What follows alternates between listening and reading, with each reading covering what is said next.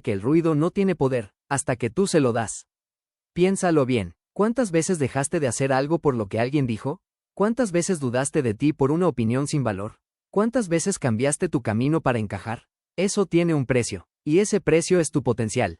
Porque mientras tú dudas, otros avanzan, no porque sean mejores, sino porque están enfocados. La gente fuerte no es la que no escucha nada, es la que sabe qué ignorar. Ignorar no es debilidad, ignorar es poder, es elegir tu paz sobre